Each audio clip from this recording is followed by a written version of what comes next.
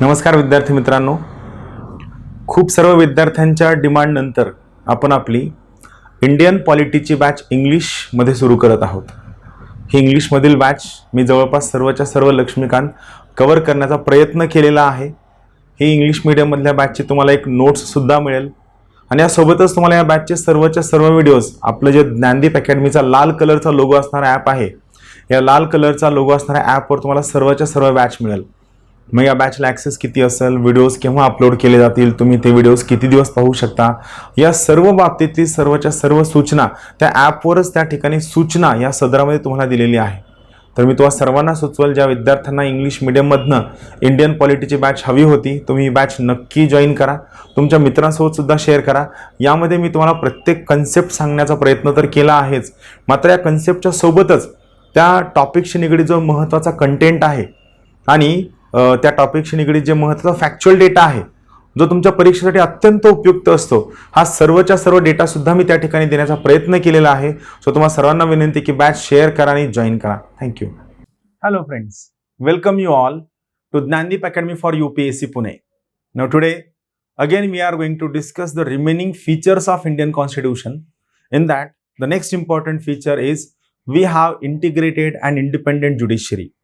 Now, judiciary is one of the most important organ of government. Now, when we try to define word government here, remember the word government can be defined in two ways, right? One, which is narrow definition. Second, which is broad definition. Now, here, what is narrow definition and broad definition of government? We are going to discuss these points in detail while studying the topic on parliamentary system. But here one thing, when we talk about the word government in a broader sense, it involves three important organs. One is legislature, second is executive, third is judiciary. Legislature, which involves parliament in the center and state assembly in the state. It means legislature composed of Lok Sabha and Rajya Sabha in the center and Vidhan Sabha and Vidhan Parishad in the states.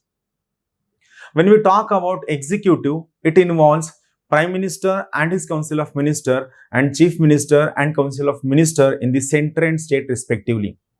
Now, the most important function of legislature is to make laws, whereas the most important function of executive is to implement the laws made by legislature. Then what is the function of judiciary? Its main function of judiciary to check and correct the functioning of legislature and executive. It means judiciary acts or judiciary works for maintaining checks and balances into the system of governance. That's why it is very, very essential that we should have an independent judiciary. Judiciary which cannot be cowed down by any kind of fear or favor is an independent judiciary. So to have proper functioning of Indian democracy in a more respectful manner, in a more functional manner, we need to have an independent judiciary. And our constitution ensures that we should get an independent judiciary. But simultaneously, I used another word that we have integrated judiciary. Now, what is the meaning of this integrated judiciary? To understand the word integrated judiciary, we must know another thing, that in America, there is a separated judiciary. Means what? Means in America, there is a separate judicial system for state as well as center. In America, there is a separate judicial system for center as well as state, whereas in case of India, we have common judicial system for center and state. How? We'll go through this particular diagram. Now see, I have kept this diagram over here. No, it is not over here. I will just draw the diagram. Let's think about India. Let us take case of Maharashtra, then Karnataka, then Uttar Pradesh. Now, in case of Maharashtra, there is a lower court, then there is district court, then there is high court, right?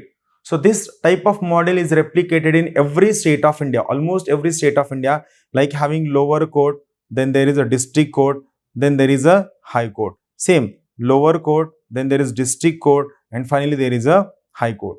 So, every state has its own judicial system which is apexed by high court in particular state. Then where do the appeals from this high court lies? So, the appeals from the high court lies in the Supreme Court of India, right? Appeal from the high court lies in the Supreme Court of India. So, it shows that we have integrated judicial system where entire judicial system has been integrated at the apex court in New Delhi, which is a Supreme Court. Clear? So we have integrated judicial system in India. But in case of America, there is a separated judicial system. Means what? Let us take an example. Colombia, one state, then New York, then let us say Minnesota. These three are important states. Then what is the case in America? In America, every state will have lower court, then district court, then high court, and finally Supreme Court. Same, lower court, district court, high court, and finally Supreme Court. Same, lower court, then district court, high court, and finally Supreme Court. It means appeal from a particular case in a state will be resolved by Supreme Court of that particular state. In America, every state has its own separate Supreme Court, which is not the case in India.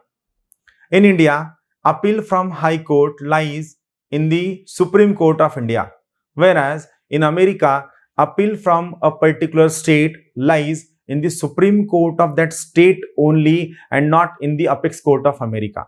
Clear? That's why in America there is a completely separate judicial system, whereas in case of India we have integrated judicial system. Now here one more thing. Then which is the topmost court of America? So the topmost court of America is called as Federal Court of Appeal. The next question comes, whether this Federal Court of Appeal has right over the cases from state? No.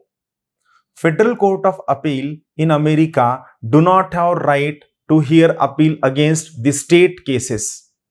Federal Court of Appeal in America is concerned only with federal issues, federal laws, interpretation of constitution, constitutional conflict, and conflict between various states and the conflict between federal government and state government are resolved by Federal Court of Appeal. That's why in America there is a complete separation of judicial system between federal judicial system and state judicial system, which is not the case in India. In India, we have integrated of judicial system of both center and state at one place. So this you have to remember very clearly. Clear? So this is what I explained is written over here. USA, there is a separated judiciary, separate judicial system for central and state government, right? Then in India, we have integrated judicial system. It means in India, we have a common judicial system for both center and state. It means appeal from a state government's high court lies in the Supreme Court, which is the apex court of India headquartered in the New Delhi. That's why it is called as integrated judicial system. That is, in India, we have integrated judicial system, whereas in America, there is no integrated judicial system. In America, there is a separated judicial system. Then a question could be asked to you, what are the various features of independent judicial system? We are going to study the features of independent judicial system while studying the topics on Supreme Court and High Court. There are certain features of Indian Constitution which makes an attempt to maintain integrity and independence of judicial system to deliver justice in a independent, impartial and a clear way. That's why we have independent judiciary, and Constitution has provided various safeguards which helps in maintaining the independence of Indian judicial system. Clear? So this is independent and integrated judicial system is one of the important feature of Indian Constitution. Now, next feature, fundamental rights. We are going to study fundamental rights topic in a very detailed manner, but here just a brief introduction to you about fundamental rights. Fundamental rights are given in part 3 of the Indian Constitution. Second, fundamental right aims at ensuring political democracy. So here you have to keep this word in mind. What is the most important objective of fundamental right? Fundamental rights aims at ensuring political democracy. I repeat once again, fundamental right aims at ensuring political democracy.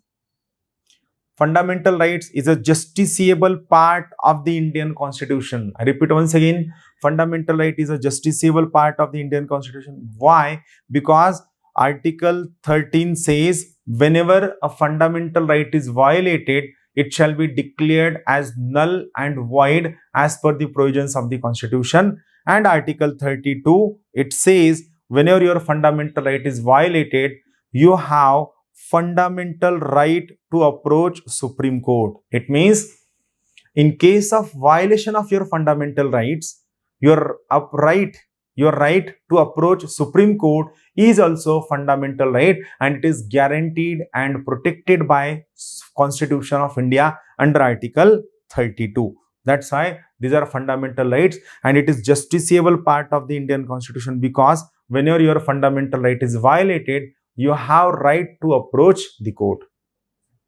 But another important point, fundamental rights are not absolute, right? They are not absolute as they are given, but there are certain reasonable restrictions imposed upon them in the interest of unity, integrity, security of nation, and in maintaining peace, tranquility of a place, and while maintaining morality of a place and a person. So fundamental rights are not absolute. They are not as it is. There are certain important restrictions imposed on the fundamental right which you have to keep in mind. Clear? So this about fundamental right. I repeat once again important points of fundamental right given in part 3. It aims at establishment of political democracy, justiciable part of the Indian Constitution. They are not absolute, they are qualified.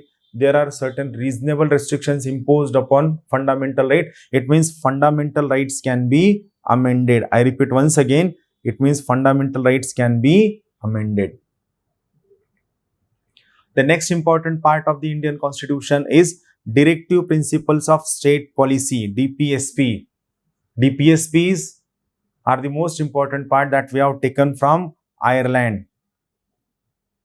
DPSPs are given in part 4 of the Indian Constitution. DPSPs are given in part 4 of the Indian Constitution.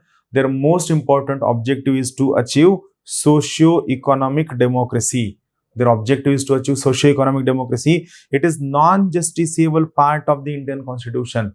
If any provision given in the DPSP is not followed, it does not give you right to approach Supreme Court like fundamental right.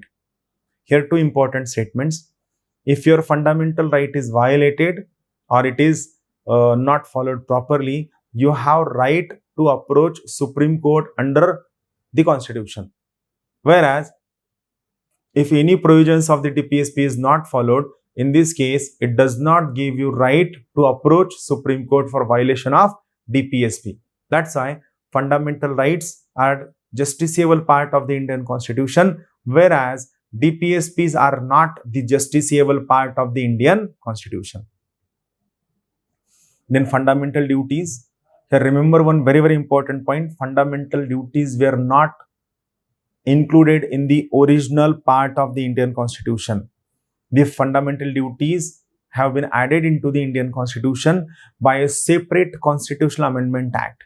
It is added by Article 51A. It is added in Part 4, Capital A of the Indian Constitution. I repeat, fundamental duties are there in Part 4A of the Indian Constitution.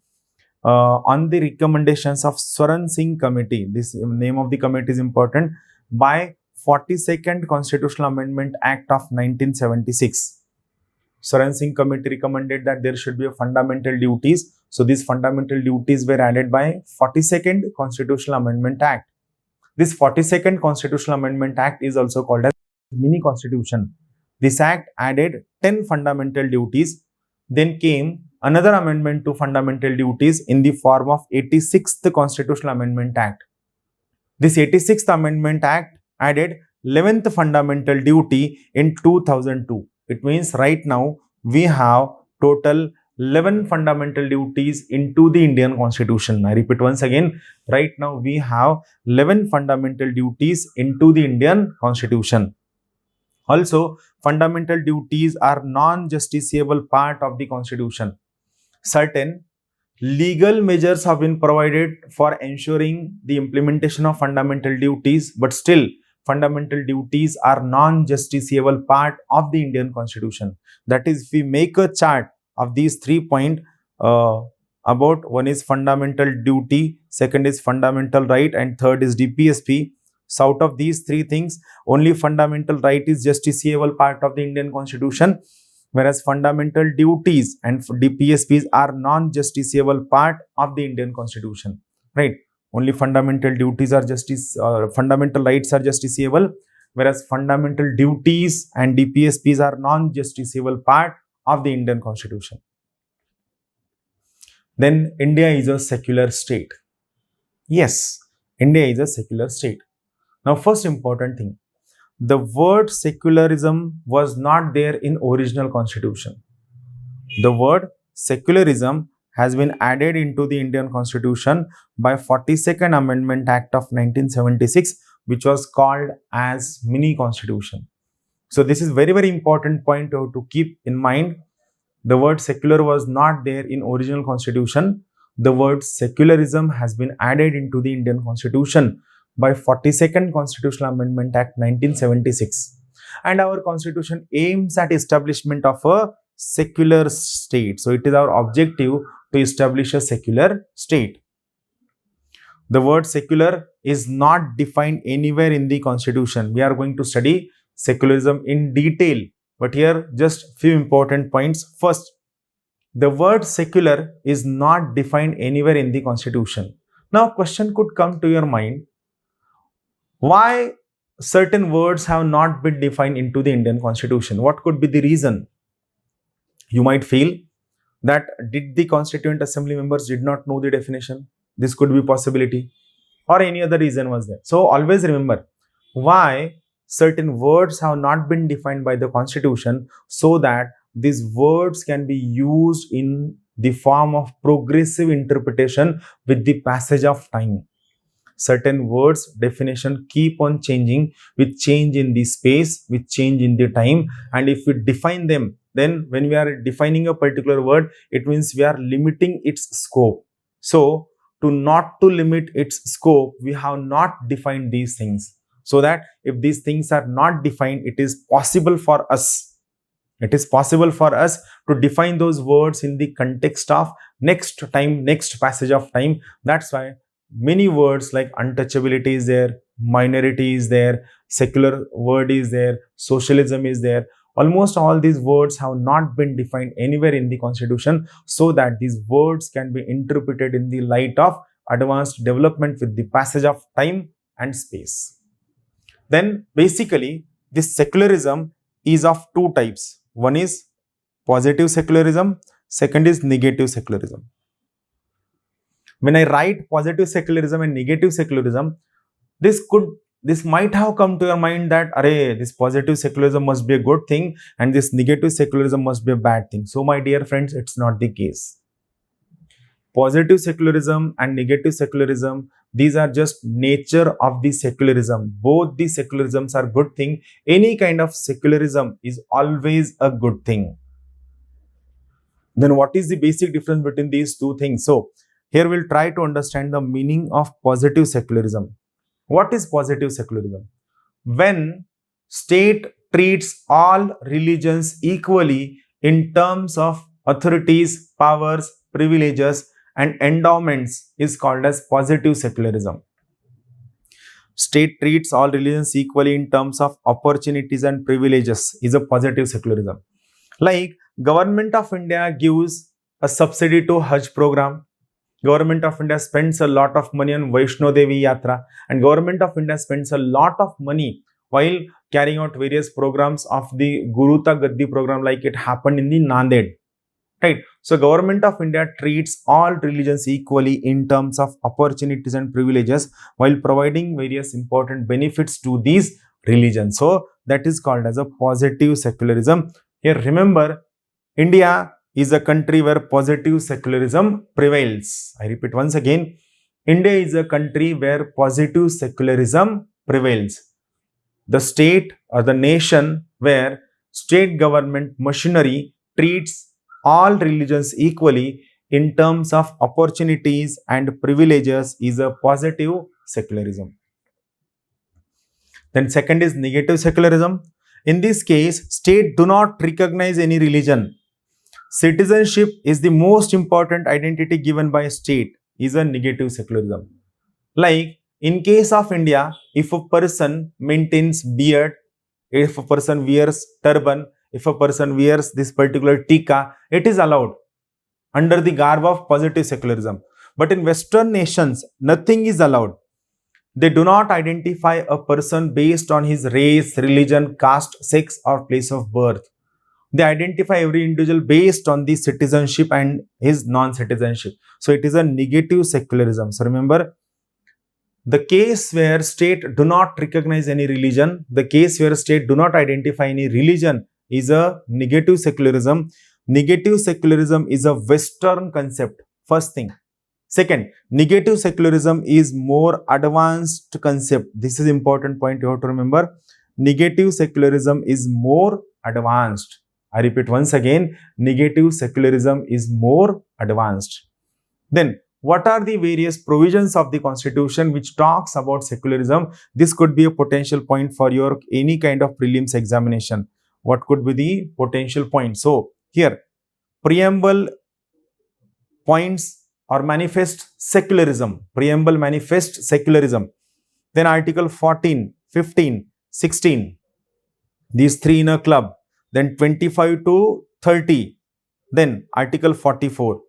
So you have to mug up all these articles. Article 14, 15, 16, 25, 26, 27, 28, 29, 30 and Article 44 along with preamble. These are the provisions which talks about secularism, or these are the points which manifest secularism in case of India and which shows that India is a secular country.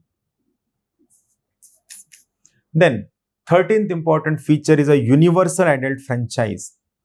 In India, we have universal adult franchise. What is meaning of universal adult franchise? Every citizen of India who is not less than 18 years of age has a right to vote without any discrimination of caste, race, religion, sex, literacy, wealth and so on.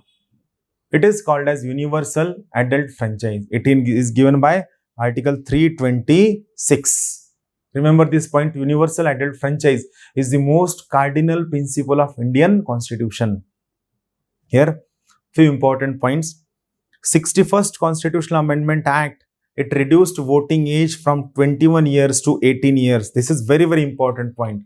I repeat once again, 61st Constitutional Amendment Act, which was enacted in the year 1988 and its implementation started in the year 1989. So what this act did, this 61st Constitutional Amendment Act, it reduced voting age from 21 years to 18 years.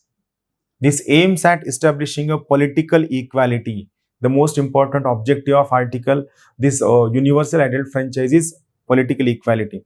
Now, in case of this political equality, two important articles are there. One is Article 325, second is Article 326. What it says? Now see, what Article 325 says? It says, no person to be ineligible, means no person shall be disqualified for inclusion in or to claim to be included in a special electoral roll on the grounds of religion, race, caste or sex.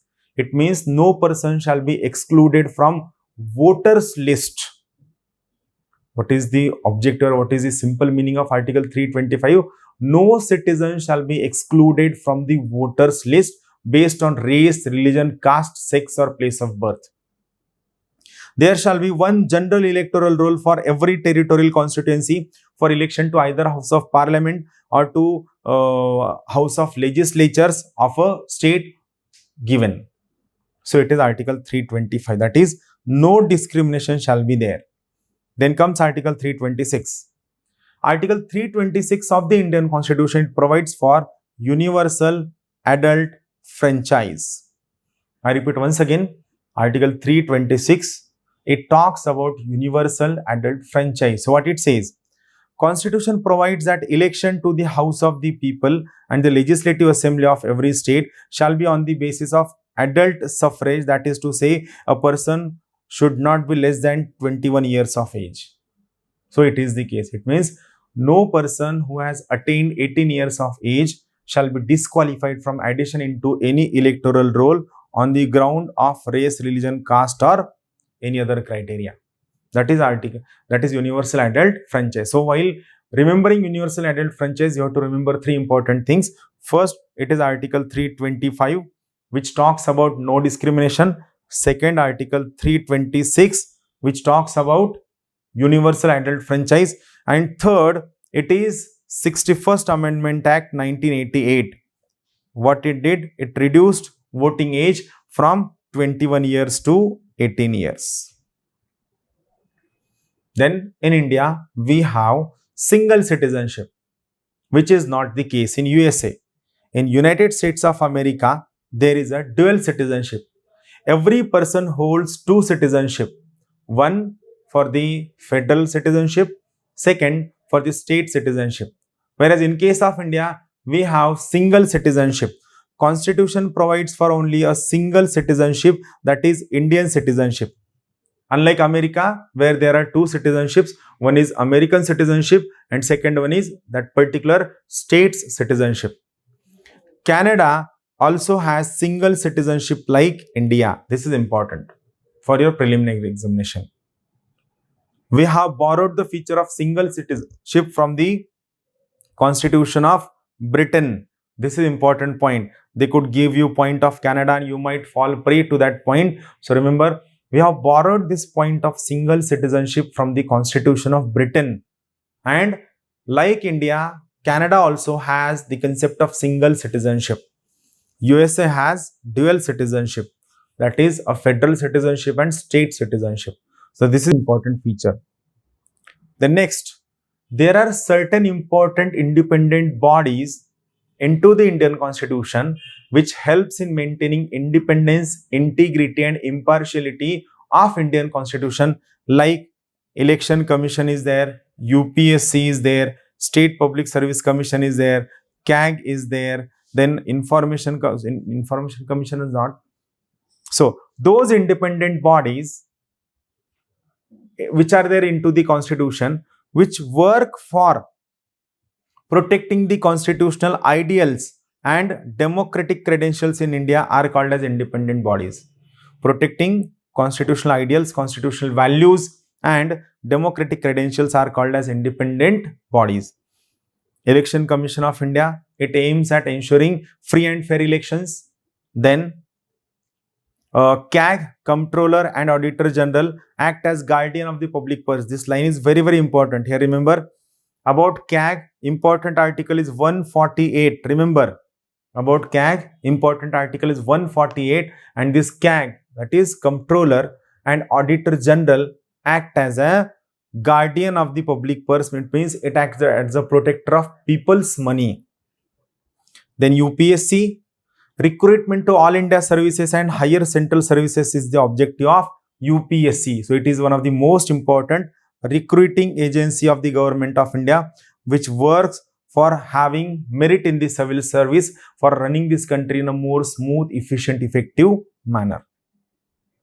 Then there are state public service commissions.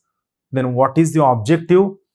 These independent bodies have the independence of security of tenure, fixed service conditions, expenses being charged upon the consolidated fund of India, so that they can work in an independent manner. Maintaining their independence is the most important function of the Indian Constitution, that is maintaining independence of independent constitutional bodies. Next important feature on which we are going to study a detailed topic is emergency provisions. It is given in part 18 of the Indian Constitution. Emergency provisions, only central government has the right to impose emergency. I repeat once again, only central government has the right to impose emergency under part 18. It establishes a police state. Now you might feel that having a police state means like movies of Mithun. Mithun is hiding behind that bicycle and he is shooting. It is not the case. The meaning of police state is entire government functionary will run on a bureaucratic line. That is, everything will be given in the hands of bureaucrat, is called as a police state. National emergency is given in Article 352. But one important thing, the word national emergency is not used anywhere in the Constitution. Article 352, it talks out only one word, that is proclamation of emergency. But the word national emergency is not used anywhere in the constitution. State emergency given in article 356 and also is a corollary of article 365. Along with state emergency, some important words are president's rule or constitutional emergency or state emergency. Remember, state emergency, then constitutional emergency and president's rule are the three important words. Financial emergency shall be imposed based on article 360 of the Indian Constitution. What happened? Whenever any kind of emergency is imposed, it converts our current federal structure into a unitary one without formal amendment of the constitution. Now, what is meaning of federal structure? So it means currently our constitution has divided certain powers between center and state, and our constitution has made an attempt to give equal power to states at par with the center. It has not given, but it has made an attempt. But when emergency is imposed, all the powers, authorities, privileges given to the state governments are abolished, and entire power gets concentrated into the hands of the central government, which is called as unitary. That's why whenever any kind of emergency is imposed, in this case, central government becomes all powerful. Remember this point, central government becomes all powerful. Everything goes into the hands of central government, right? Without any amendment of the constitution. That's why here this is important point. Whenever any emergency is imposed, it converts federal structure into a unitary one without any formal amendment of the constitution. Then we have three-tier structure. What is meaning of three-tier structure? Our political system or our governance system is located at three levels. At the top, it is central level, which is composed of Lok Sabha, Rajya Sabha, President, Vice President, Prime Minister and his Council of Ministers. Then comes second level, which is a state level, which is composed of Vidhan Sabha, Vidhan Parishad, Chief Minister, Governor, Deputy Governor and his Council of Ministers. And then comes third level, which is called as a Panchayat Raj, right, which is called as Panchayat Raj. Now this Panchayat Raj is also known as development administration. I repeat once again, this Panchayat Raj is also called as a development administration. Now, this Panchayat Raj was not the part of Indian Constitution. Panchayat Raj was not part of original Indian Constitution. This part was added by 73rd and 74th Constitutional Amendment Act of 1992. Right. Now, 73rd Amendment Act, it added rural local government by Constitutional Amendment Act of 1992. It has added Article 243G, which is given in it has Article 243G, 11th schedule, and 11th schedule talks about 29 functions. An important part was added, which was part 9. Sorry, repeat once again. 73rd Constitutional Amendment Act, it added 11th schedule to Indian Constitution, part 9 to Indian Constitution, Article 243G along with 29 functions, which is part of rural local government, which involves Zilla Parishad, then comes Panchayat Samiti, then comes Gram Panchayat, which is involved of Gram Sabha. We are going to study this Panchayat Raj in detail. Then 74th Amendment Act was enacted in 1992. Both these acts have been implemented in the year 1993. This is important point. Remember, Act belonged to the year 1992, but their implementation started from 1st of April 1993. 74th Amendment Act, it added urban local government, which is composed of municipal corporation, municipal council, cantonment board and all those things. So the 74th Amendment Act, it added an important part 9B to the Indian Constitution, part 9A to the Indian Constitution. It added part 9A to the Indian Constitution along with Article 243W with 12th schedule and 18 functions. So this comparison is very, very important for your examination. 73rd and 74th Amendment Act, and it is called as a development administration. So this is the most important last one feature of Indian Constitution, which you have to keep in mind in a very clear cut manner. So That's all from my side. These are the features of the Constitution. Will try to explore many new features of the Indian Constitution along with questions, so that you will be able to solve these questions in a very clean and clear manner. So that's all from my side. We'll keep meeting. Thank you very much. Have a good day. Thank you. Jnandeep Academy, India's top coaching institution for civil services preparation. Join us online to get most enriching experience from best faculty with excellent notes and specially designed courses. To join the batch, download Jnandeep IAS Academy app from Google Play Store. For more information, contact 9511 280 465.